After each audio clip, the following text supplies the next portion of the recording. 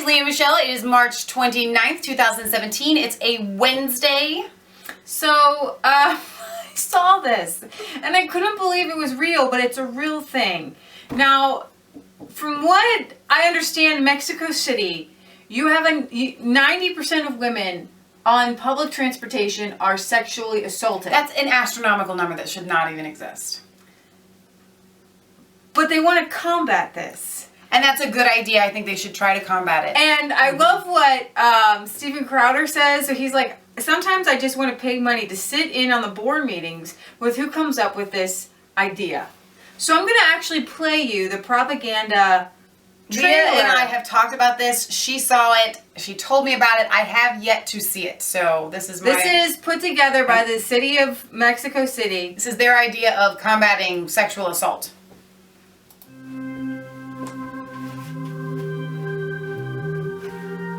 Does it have English subtitles? No. Okay.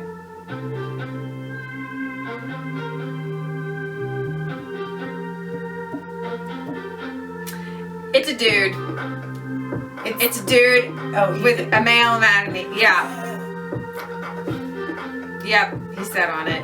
This is all obviously put together. It's produced. Right.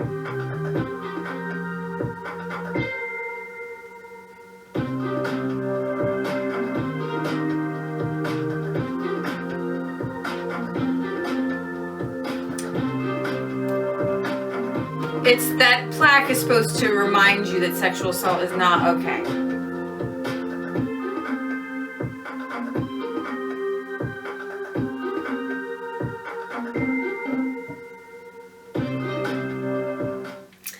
However, my opinion 9 out of 10 women are sexually assaulted in Mexico City on public transportation. So sometimes you don't want to actually excite people and get those emotions and thoughts whirling, and I think that sometimes that's a bad idea.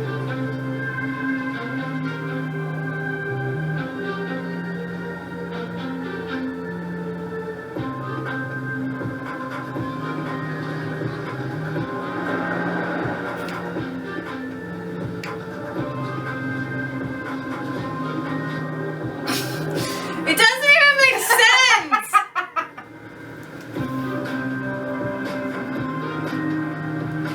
The idea is that men are supposed to be feeling the same, discomfort as women feel when they are being ogled and things like that. Now, I'm going to give you some personal experience. When I first went to college in Tulsa, Oklahoma, I was surprised because I hadn't been around a lot. I hadn't been around Mexicans except for just a few here and there, just randomly. But there was just an influx of Mexicans everywhere. I mean, literally 40 of them would pile in to a tiny little truck. In our apartment complex, our apartment manager was like, I had to kick them out. There were 26 of them sharing an apartment. The whole floor was just mattresses. But what I had never experienced before was the catcalling and the whistling and the ogling by these Mexicans. And what I came to find out was, and actually it was considered a compliment, and if they didn't in Mexico, then the women were offended. Now, it was a cultural thing. I still agree that that's but obviously true, but this is trying to say we're bringing us out of the dark ages. Right. We want to come up in society. I do believe that it was a cultural thing. Sure. I do believe that women, that was part of who they were. Yeah. And now they're trying to raise them up out of that. You know what I mean? A bunch of feminists have gone down there. Now, I don't appreciate it. It was kind of disgusting and weird. It's very creepy. But then we spent 5 years in Oklahoma, and we moved back to Cincinnati, Ohio, and suddenly there's the same amount of Mexicans in Ohio or South Americans as there were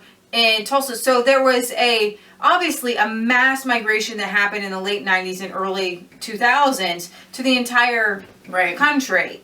And it's an issue, and we're dealing with it right now. But I will say that we don't have that same problem here. No, they've Mexicans learned here since are very respectful, kind, caring. But they've learned. They had to learn. Right. That's not appropriate. It took a long time. It took years. Yeah. For them to have that, okay, we don't do that here in America. Right. Okay, it's not what we do in America. Right. This slimy faced, ogling.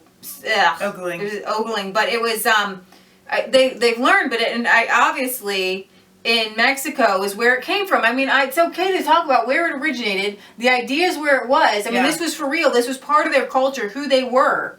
And then they came into America, and it took them years to realize we don't do that here. But actually, now you're trying to make it so that they don't do that down there in Mexico or Mexico City. Well, because down there, obviously, it was leading to something, which is sexual assault, which is not okay. Pretty much everyone is sexually assaulted in Mexico. Right. Pretty much all females. So the idea is to sexually assault people with a plastic sculpture, a statue of a naked body. Yeah. Are you joking me? This is the most idiotic, stupid campaign on the face of the planet. Can you imagine? Hey, mommy, can I go up? Can I touch it? What is this? Can I sit there? Can I play on the seat? This is like a child pedophile's dream come true to condition children to look at naked bodies. Yeah.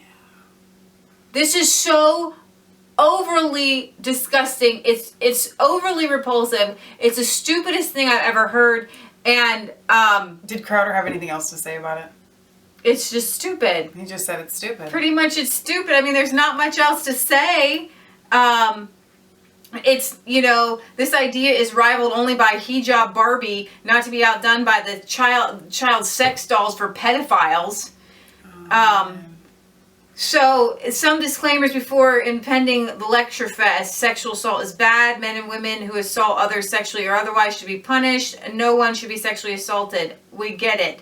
But this male anatomy sculptor, how is a sculpture of a seat, which is also a naked man, going to stop hombres from sexually assaulting females? I think it's just going to put it in their mind. It's going to make it worse. That's my opinion. See, this is why I'm asking the genie for the invisible committee meeting attendance. What he says, I just want to talk. I want to be in the committee where somebody comes up with this and the sculptor who has to sculpt it.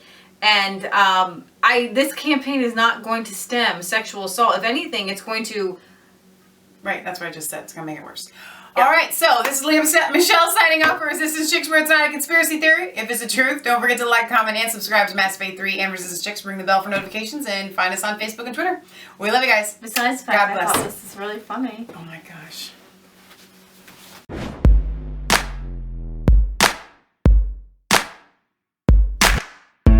I was cold, all alone. No place for home every day. So afraid, but you caught my